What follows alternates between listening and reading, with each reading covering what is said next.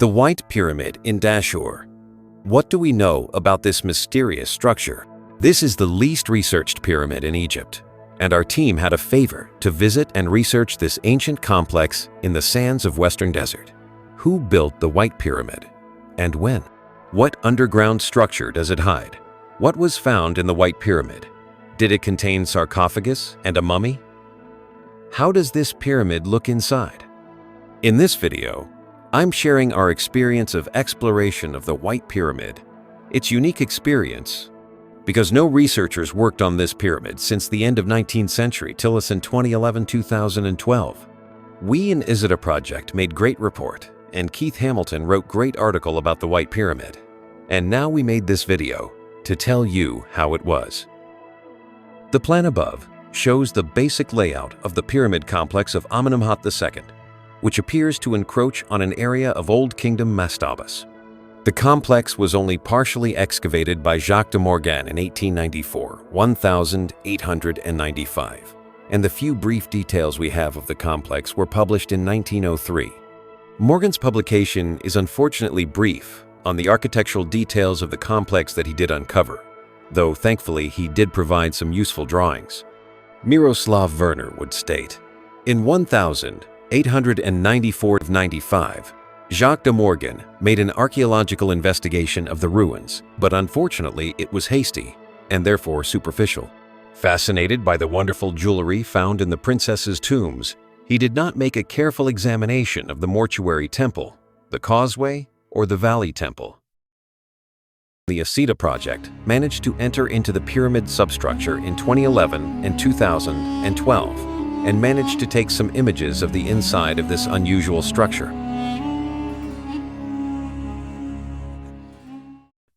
Amenemhet II is believed to be the third king of the 12th dynasty, who reigned around 34 years, almost 4,000 years ago. His chosen location for his complex was at Dashur, close to the pyramid giants of Sneferu. This map of the Dashur region shows the location of Amenemhet's complex, highlighted in red. This would appear to be the first pyramid built at Dashur since the 4th dynasty. The later mud brick pyramids of Amenemhet III and Senusret III can be seen south and north of Amenemhet's. The term White Pyramid comes from the abundance of white limestone chips that litter the site. We can just make out the top of the pent roofing beams sticking out of the desert, and to the right, some large limestone blocks that are probably remnants of the pyramid's core framework. The pyramid's substructure is in relatively good condition, though poorly documented by Morgan. Mark Lenner would state, Amenemhet II is one of the most poorly investigated and documented in the long sequence of pyramids. However, thanks to the photographic evidence gathered by ISIDA Project, who managed to gain access to the burial chamber in 2011 and 2012, we can add a bit more flesh onto the bare bones that Morgan provides in his published work. The site of the White Pyramid had been previously noted by Carl Lepsius. The map above by Lepsius is informative in that several features appear noticeable in his time, such as outlines of causeway and enclosure wall. Excavations on the site would commence on the 10th of December 1894. Morgan would sink a pit in the center of the main mound of debris. He soon came across carefully fitted blocks of white limestone, horizontally laid and arranged symmetrically. We have Morgan's drawing of the masonry walls, which he uncovered. We see something similar in the framework of large masonry walls that protrude from the mud bricks at the Pyramid of Lahun. Morgan would describe that the base square of the pyramid was divided into 8 angles and partly filled with masonry. However, towards the center, these triangles were devoid of masonry, but filled with sand instead. Morgan suggested that this was to distribute the weight away from the center of the pyramid where the burial chamber lay. He also states that they came from the quarries of Tura, and that many of the blocks contained marks left by the masons. Some of mason marks found on the masonry blocks. No remnants of casing blocks were found to give an indication of the pyramid's angle, though the site has never been adequately cleared. Some clues might yet exist that could help in determining the angle and size of the pyramid, though in the scheme of things it is a relatively small pyramid, possibly only about 50 meters square. From Morgan's field notes, we see his sketch of the masonry core construction. The dotted line indicates the roof of the burial chamber. He says, "It is impossible, in the current state of the ruins, to say what were the dimensions of the pyramid, both in height and surface. It was entirely built of fine Tura limestone, and there remained during the excavations only the debris of some of the lower courses." These fine limestone blocks did not make contact with the substructure. Morgan would state, "After removing the last layer of blocks, my workmen encountered sands. Then, in the midst of these fluid materials, the roof of a perfectly built and fitted room." In Morgan's sectional drawing, we see the sand infill that separates the substructure from the superstructure. Morgan states, "After the construction of the burial chamber, the architects filled the entire cavity with fine sand to the level where they intended to place the first course of stones." The burial chamber roof consisted of 6 pairs of pent beams, and each pair was separated by a small distance which was filled with small stones and sealed with plaster. On discovery of the roofing beams, Morgan turned his attention to the north and soon discovered the descending passage which gave him access to the burial chamber. Though Morgan describes the passage as allowing him to examine the interior of the tomb in the smallest details, we have an excellent artist's impression by Frank Monnier of the substructure, based on Morgan's published drawings. The remnant of the northern descending passage led to a short horizontal corridor that held 2 portcullises. The first was a vertically lowered portcullis, while the second was a horizontal portcullis. Beyond these, the passage opened into the main chamber. On the west side of the chamber, a sarcophagus made of sandstone blocks was sunk into the floor of the chamber. A trench can be seen in the middle of the chamber floor. This gave access to a descending passage, which led to a level floor area that contained a pit in the floor. This lower passage mirrored the width of the upper passage.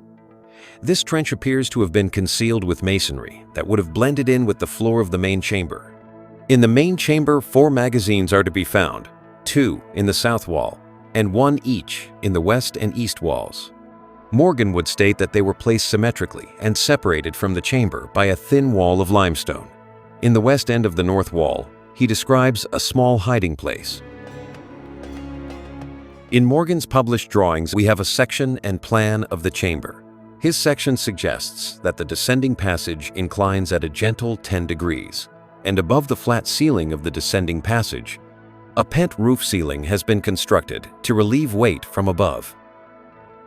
We have Morgan's published drawing and his field sketch of the descending passage.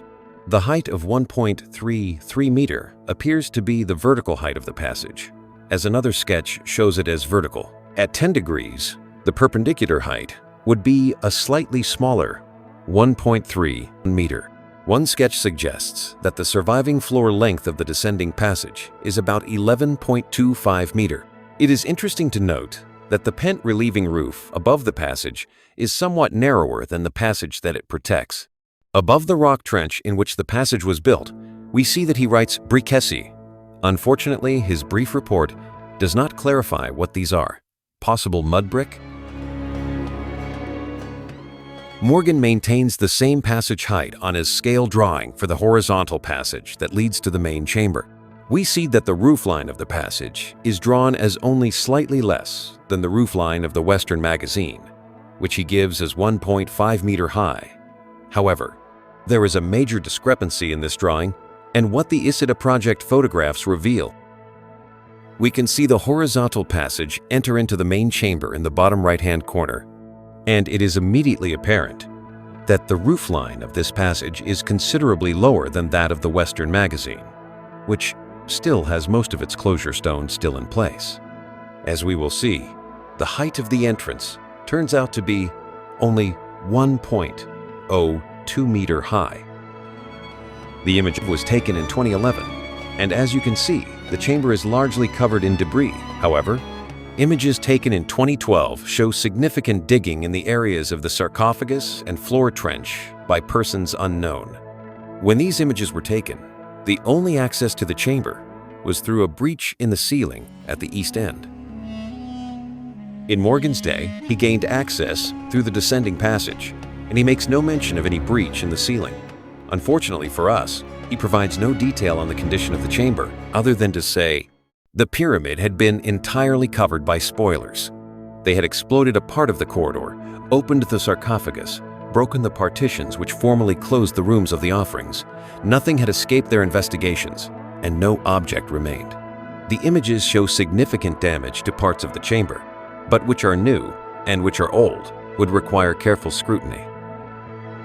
To gain entry, one needs to be able to squeeze through a 28-centimeter gap between the large pent roofing beams and then be lowered by rope through the breach in the ceiling. This breach is disturbing. At first I thought that it might have happened during the Egyptian Revolution in 2011, but a source suggested to the ISIDA Project that it happened in 2007. I am led to believe that the tomb has now been sealed to prevent any further entry, possibly in 2015.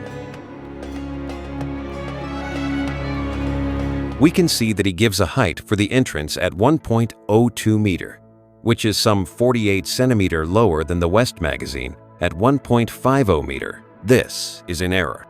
We can also glean that the East magazine is 1.47 meter high, that the height of the chamber is 2.17 meter, and width at the ceiling 2.93 meter. Rough idea of the tomb's layout.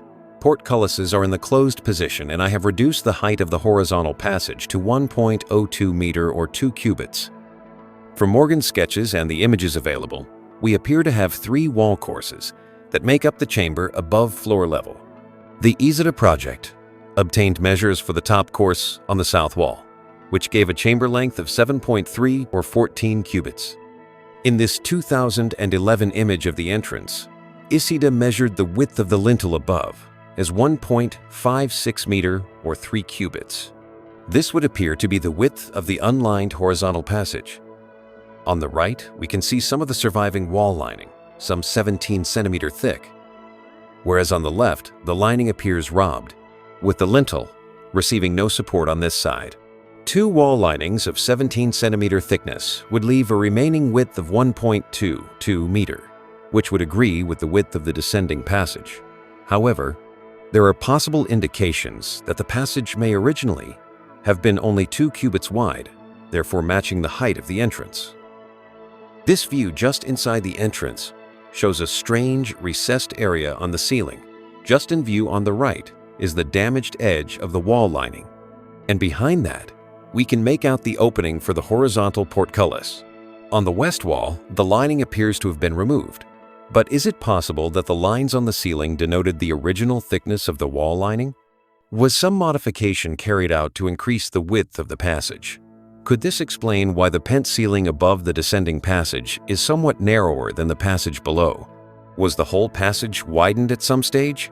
I have no measures for the lines we see on the ceiling, and the distortion on the images can be misleading. But the appearance is that the unlined horizontal passage may have been 3 cubits wide, with original wall linings half a cubit thick, leaving us with a square passage of 2 cubits. Alternatively, was the ceiling required to be shaved down a bit to provide clearance for a large item on its way to the chamber? In this view, we are looking into the housing in which the horizontal portcullis was stored when in the open position. Morgan's sketches suggest that this housing is 1.91 meter deep and 68 centimeter wide. However, it's not clear from his sketch if this 1.91 meter measure was taken from the lined or unlined part of the passage, so 17 centimeter may have to come off that. As to the nature of the portcullises, Morgan has only this to say: 2 granite portcullises once closed the access gallery, and from the first of these portcullises, the pavement of the corridor became horizontal. Nothing else is said. He fails to even indicate that he found fragments of the portcullises, but equally, is this just a reconstruction? And that this is what he believed? On the floor of the horizontal portcullis housing are 2 recessed grooves. These may have held 2 runners that raised the portcullis a slight way of the floor. These would reduce the friction surface area and allow levers to access under the portcullis. The lower front edge of the portcullis may have been cut in a certain way to initially help in withdrawing the portcullis out of its Repeated operations with levers would gradually walk the portcullis across the passage floor and fit it into a recess in the west wall, which would be created by the now missing wall lining. These raised runners could also work as an added security feature, for as the end of the portcullis came off them and lay flat on the floor, future robbers would soon encounter a problem if they merely thought that all they had to do was lever the portcullis back into its housing, as the raised projections would prevent it. Moreover, even if they knew of these runners, it would be somewhat difficult to get levers near the rear of the block to lever it up. Another possible security feature is the presence of a small lintel found to span the roof of the portcullis housing. They could have designed the portcullis such that it could only be opened or closed if perfectly level. Robbers who may have not known of this feature and just tried to lever one end while pushing back the portcullis at an angle would hit this lintel and scupper their plans. In this image, we can make out the small lintel that spans the 68-centimeter wide portcullis housing. The distance from the housing ceiling to the passage ceiling, according to Morgan's sketches, is about 49 centimeter. The lintel appears to be half this distance and could be a half cubit wide and high, so hardly an imposing beam that could support a lot. Dressing marks can be seen left on the stone by the ceiling, and the ceiling line that we saw on the ceiling south of the housing appears to carry onwards on the ceiling stone north of the housing. It's hard to define if the line is visible on the east side, but there appears to be traces of white plaster adhering to the ceiling. There also appears to be a well-defined area of dressing under the lintel. In this view, looking up into the housing, we can compare its positioning with the surviving wall lining and the ceiling line. Here it appears to align with the ceiling line, whereas the surviving wall lining appears to align with the dressed area under the lintel. It is quite difficult to determine the masonry makeup in this area from a few images and how it all knits together, though this small lintel appears somewhat superfluous. We have Morgan's published drawing showing his section of the horizontal portcullis housing. I have annotated his drawing with measures that are a mix taken from his scale drawings and his field sketches. In this drawing, he maintains the error of the passage height as 1.33 meter, which we see on his other section drawing. We cannot know how much artistic license he used in drawing the masonry, but it is interesting to see the drawing of thin wall lining on the west wall. Maybe more existed in his day that was subsequently robbed, though in one of his sketches he has the chamber entrance as 1.39 meter wide. This agrees with the ISIDA measure, suggesting that this lining that would have supported the lintel was also missing in his day. The 1.22 meter width he gives for the passage must therefore be between the wall linings, as the entrance lintel at 1.56 meter wide is supported on east wall by a 17 centimeter thick wall lining. If we allow the same thickness for the missing lining on the west wall, we obtain a passage width of 1.22 meter. The lintel as extending into the ceiling masonry and aligned with the passage, whereas the photographs suggest that the lintel protrudes more into the passage.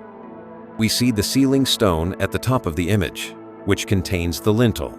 Behind it, we appear to have a void. The passage east wall can be clearly seen to extend upwards.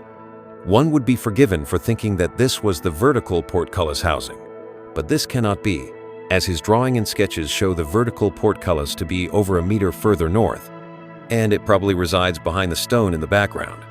The void that we are looking at is probably a collapsed ceiling stone. With wall linings removed, little will support it other than mortar. Any future excavations would need to shore up this passage. So how do we explain the strange masonry makeup of this passage?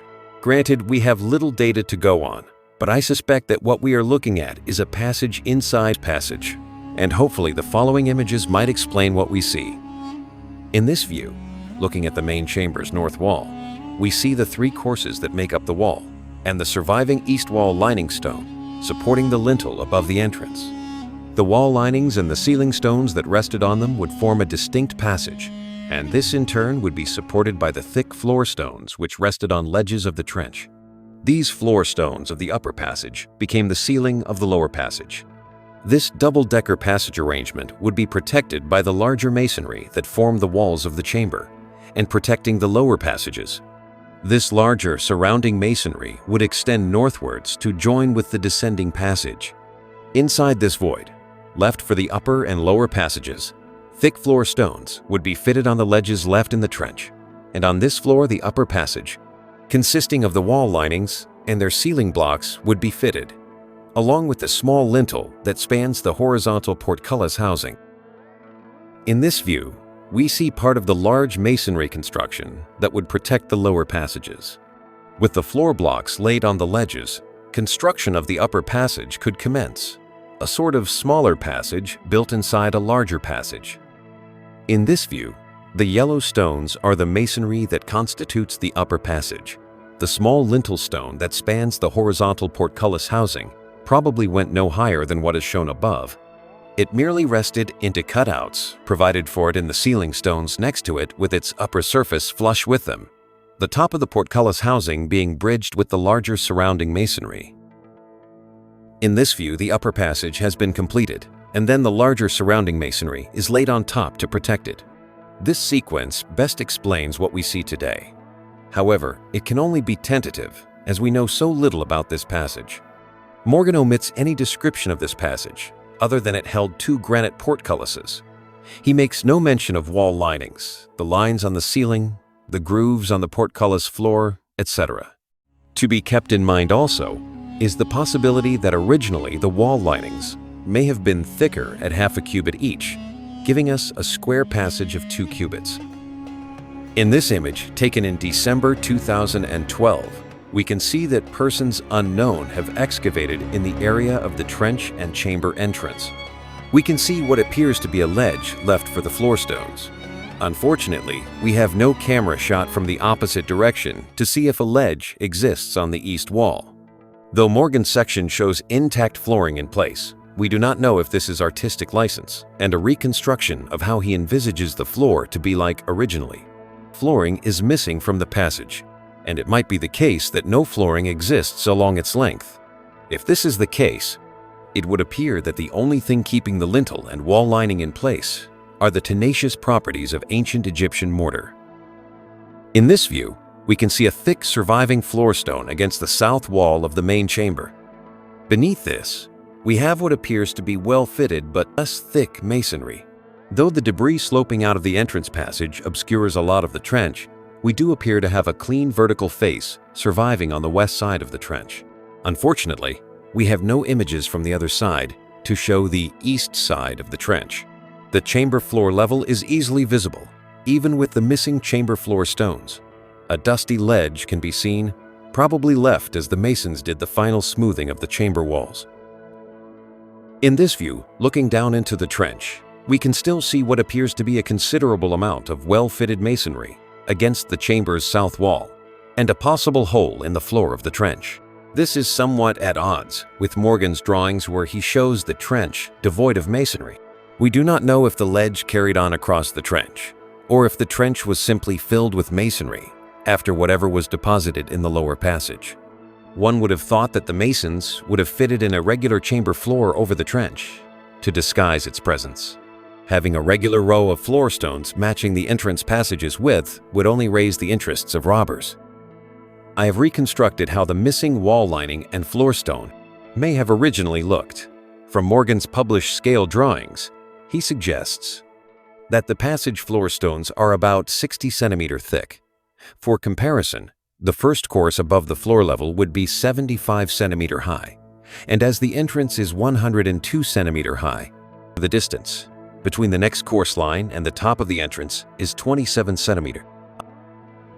I highlight some of the issues which are apparent from Morgan's published drawings and his sketches. The shaded green area denotes the lower passage height of 1.02 meter, and the dimensions are the best guess I can obtain from Morgan's drawings and sketches.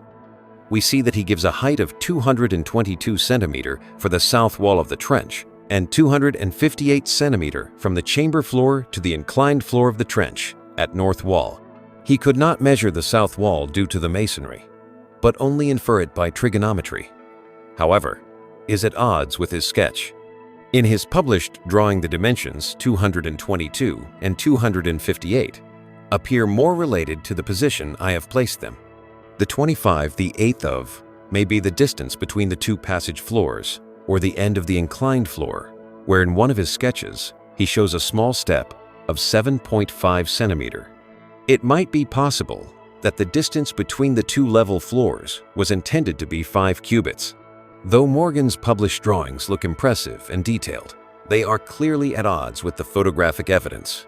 For example, he places a single large lintel stone above the chamber entrance, when what we should have is a small lintel from the true height of the passage shown in green to the level that equates to the top of the west magazine. This small lintel is then protected by the top masonry course of the chamber. He has drawn diorite supports partly embedded in the walls, are to provide further support to the passage floor under the portcullises, though he only draws them under the vertical portcullis. Further anomalies are to be found in his sketch of the lower passage overleaf.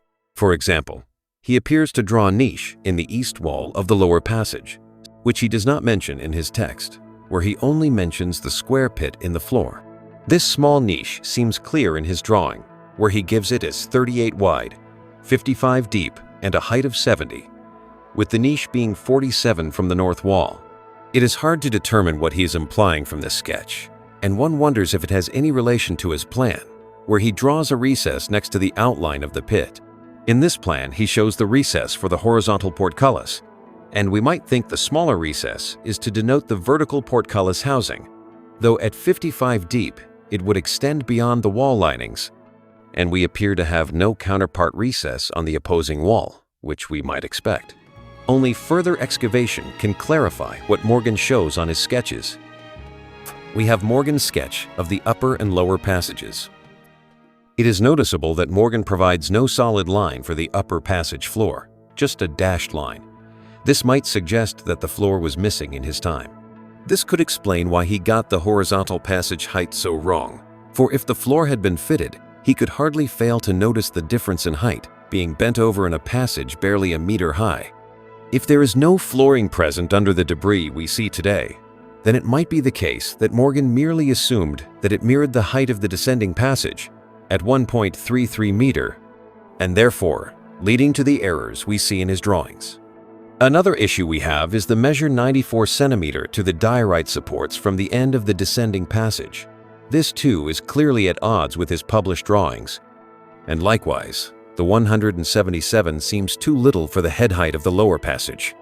It could be that the 94 is to the bottom of the diorite supports, where his picture suggests that the supports are about 35 high, and as the same drawing suggests about 60 for floor thickness, the two measures could account for the 94. Similarly, if we add the 35 to the 177, we get a head height of 212 for the lower passage. If this be the correct interpretation, then the distance between passage floors would be 271. This would appear to be too large, as his scale drawing seems to be a closer match to his dimension of 258. If the 258 was to the end of the inclined lower passage, and we add the 7.5 of the steps, we obtain 265.5. Given building tolerances and the small scale drawings which he provides, it's probably the best that can be hoped for. On his sketch, he shows the width of the horizontal portcullis housing as 68. No measure is given for the vertical portcullis housing, but his scale drawing suggests that they are the same. The 54 might relate to possible portcullis thickness, maybe witness marks such as mortar traces, provided this dimension perhaps. It is difficult to reconcile his roof measures for the upper passage and how the 68 fits in, but clearly the 162 is the combination of 108 and 54. Added to the 155, we have a total of 317, which appears to mirror the lower passage floor, which he also gives as 317, or a possible 6 cubits. His measure for the height of the vertical portcullis housing is interesting, in that at 132, it is somewhat less than the vertical height of the descending passage at 133. This would lead to the strange situation where any robbers coming across this portcullis could clearly see the top of it. One would have thought they would have taken care to conceal the height of the portcullis from any robbers. This could be rectified by having the portcullis, when stored in its housing, to be higher than its housing and protruding below the ceiling line some distance. But this runs the risk of reducing the head height at this junction even further, and causing an obstacle to large funerary items. As I have already reduced the height of the horizontal passage to 102, any further reduction might hinder the introduction of a wooden coffin, for example. The sketch shows the pit in the lower chamber to be a fairly square 89 centimeter. Its construction might be similar to the sarcophagus in being constructed of individual slabs of masonry, though the sketch shows the measure 122. If we combine the measures by the pit, the width becomes slightly more at 127. You can see the measurements were not made properly, and even plan of underground structure was not made correct way. We don't know why, but this researches had a pace in the end of 19th century, too long ago. Sunk in the west floor of the chamber, we have the sarcophagus, which is made of several slabs of sandstone and surrounded by Tura limestone. The southwest magazine is shown on the south wall, and on the north wall we have the niche. Just visible on the east wall is the opening for the eastern magazine. In this drawing, he has drawn the niche too low on the north wall and placed a huge stone on top, when in reality, the top of the niche is aligned with the top of the magazines. In his sketch of the southwest magazine, we see that it extends to a depth of 184. This is closely matched to the other magazines. The height of the magazine at 150 matches that of the west. East he gives as 147 and southeast as 148. Likewise, the widths of the magazines all closely match, being between 104 and 105. Though Morgan states that they are all placed symmetrically, we will see that he has placed the southwest magazine in the wrong position along the south wall. The course above the magazine he gives as 68, giving a wall height in this location of 218. There appears to be some confusion in the layout of the ceiling. He reports that the ceiling slabs are 90 thick and are supported by 1 m on the north and south walls, and at the spread of the large pent beams above the ceiling is 4.25 meter. If we look at picture, we see that he has drawn the ceiling beam on the south wall being supported by 1 meter of wall, and the north end is clearly not supported by 1 meter of wall. He appears to have taken the width of the ceiling as 2.93 meter, added the 1 meter support of the south wall, and subtracted them from the 4.25 meter spread to give a support of 32 centimeter only on the north wall. His drawing then places the axis of the pent chamber south of the main chamber axis. Given the span of the chamber and size of these beams, one would expect more support than 32 centimeter. Again, more scrutiny of this area is required to clarify this confusion.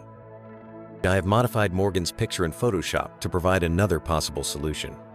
We now turn our attention to the niche, which Morgan describes as a small hiding place had been formed in the northwest wall. Thanks to his field sketch, we can see that the niche is 37 deep and 145 wide. And taking the chamber wall joint lines into account from the available images, it appears to be 75 high.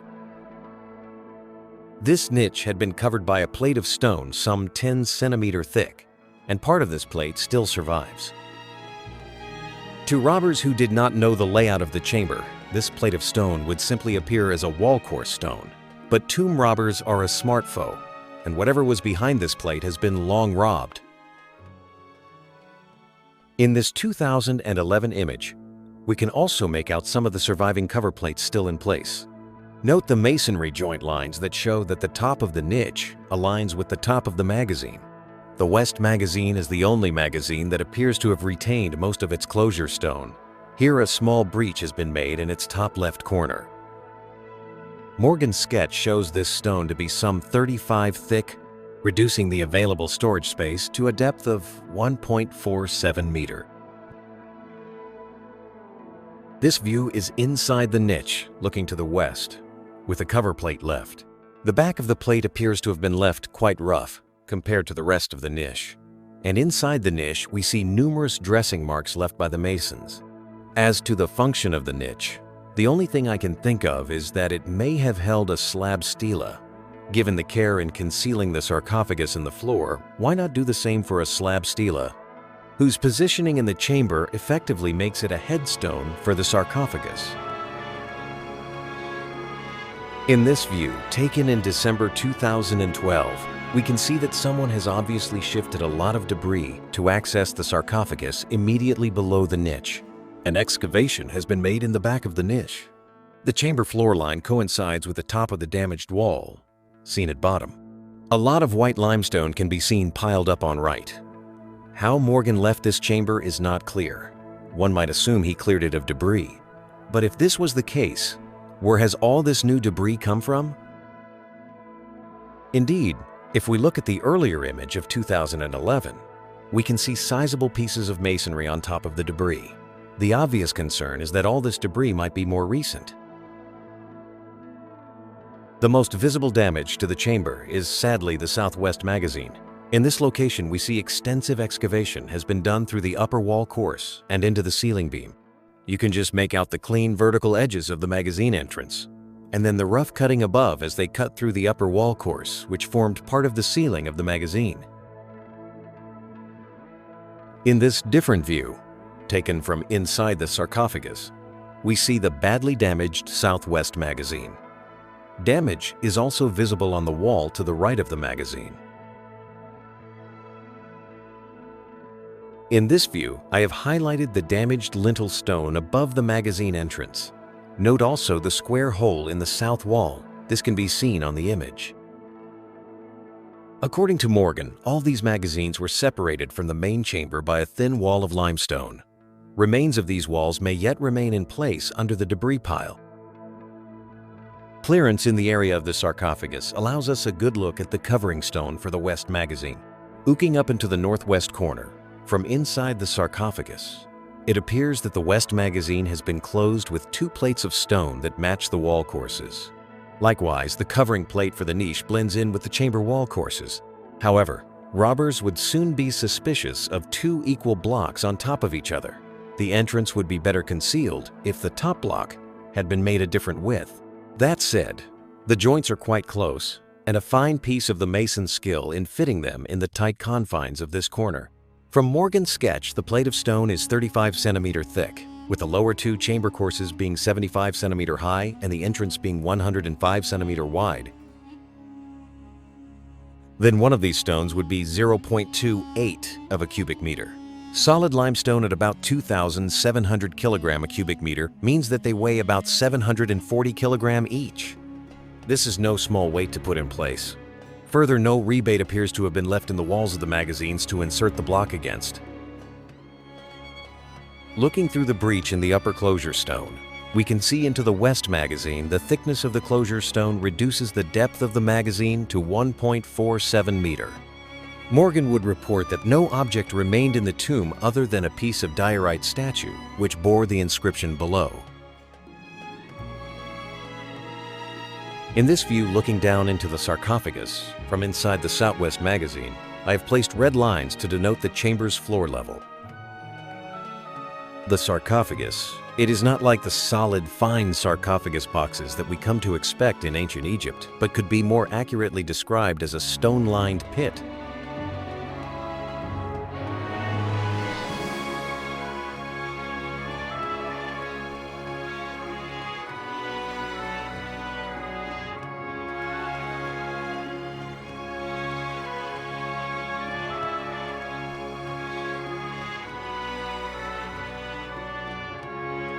The linings of this pit are made of sandstone, and they create a void 236 long by 89 wide and 109 high. This void was covered with sandstone slabs some 30 thick, and on top of these, chamber flooring some 37 thick were placed to help conceal the location of the pit. We appear, therefore, to have a chamber where great effort was put into concealing all the magazines, the niche, and the pit. Inside the sandstone pit looking north, floor level would be some 67 centimeter above the top surface of the pit. Some undercutting of the north wall appears to have been made, and some faint mason marks can still be seen. This appears to have been done to allow engagement of the sandstone covering slabs. In this close-up view, we can see some of the mason's marks on the undercut. Note also what appear to be streaks of red mortar present on the sandstone. On the Antiquities Morgan sketches of the chamber, which again highlight some errors on his published drawings. When I first saw the ISIDA Project images, it seemed that the Southwest magazine's location did not agree with his published drawings. Indeed, it seemed a strange place to position a magazine where the pit would obstruct access. He provides a distance of 143 for the magazine from the west wall of the chamber, compared to the 105 given for the southeast magazine. This makes logical sense to displace the southwest magazine further east to help with access. The images I have definitely suggest that Morgan's measure of 143 is more likely to be correct, and so I have amended his pictures above to show the effect. That the amended figures are more likely correct can be deduced from the measures ISIDA provide for the top course along the south wall. These measures of the top course are shown on the image, and I have placed Morgan's dimensions for the magazines on the same drawing. In the drawing, we can see that the magazines are surmounted by large lintel blocks of similar size. Logic might suggest that the center of these blocks should correspond with the center axis of the magazines. In the case of Southeast magazine, its axis from the east wall is 157. The center of its lintel is half of 241 plus 37, which amounts to 157.5. A similar exercise on the axis of the Southwest magazine shows it to be 195 from the west wall, and the center of the lintel to be half of 238 plus 76, which provides 195. This then provides another clue that Morgan's published scale drawings are incorrect. More confusion comes from his sketch, and that is in the measures that should highlight the length of the chamber. ISIDA shows that the chamber length amounts to 732, which is in close agreement with his figure 80. However, his sketch suggests 833. Another method from his sketches could be 772, which is too long. Such confusion generally runs throughout his sketches, making it difficult to get a true picture of the chamber.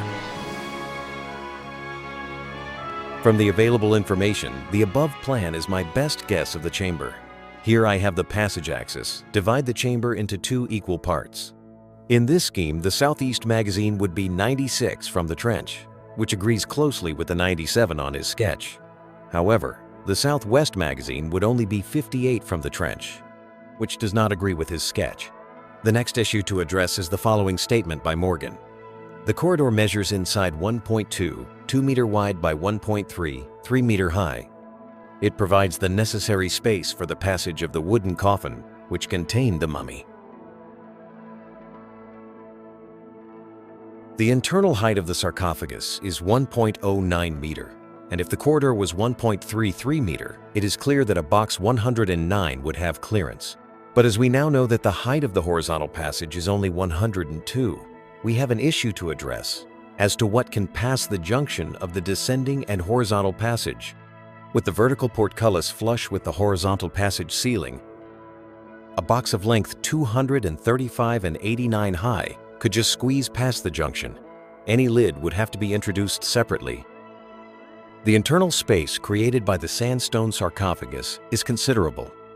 At 236 long, 89 wide, and 109 deep. Khufu's, by comparison, is 198 long, 68 wide, and 87 deep.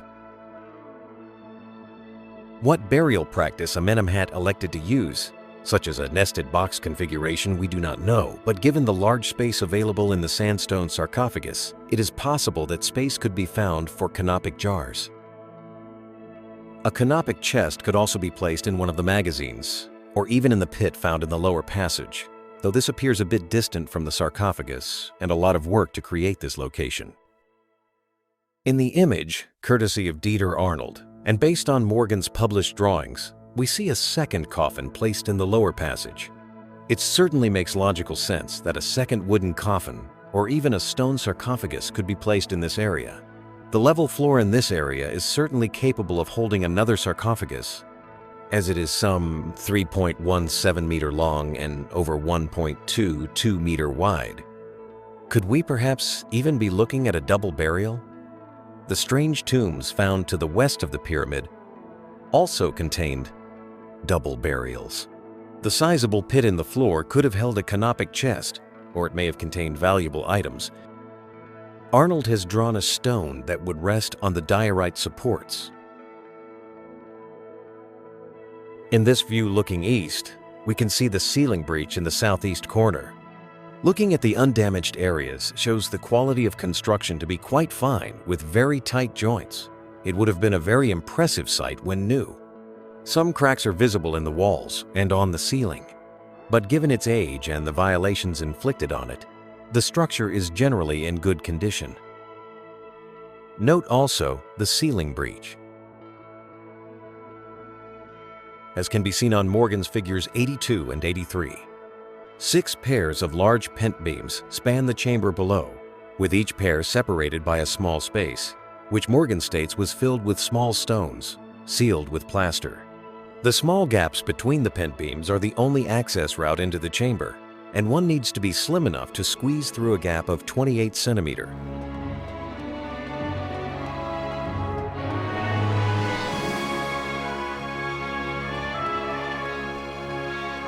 A view inside one of the stone-filled gaps.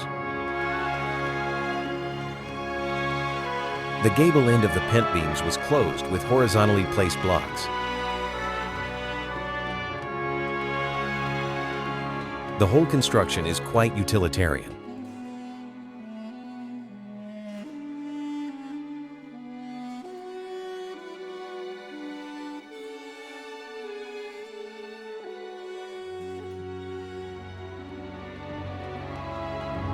Looking out through one of the gaps,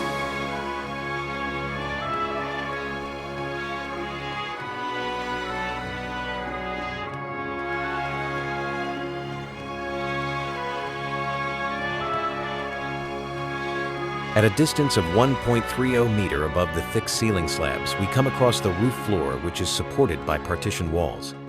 The image shows the breach in the roof floor, and through this we can see the sunlight coming through the gap between the pent beams.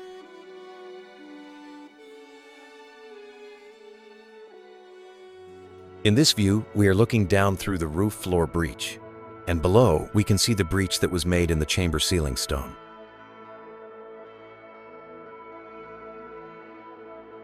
This concludes the guide to the pyramid substructure.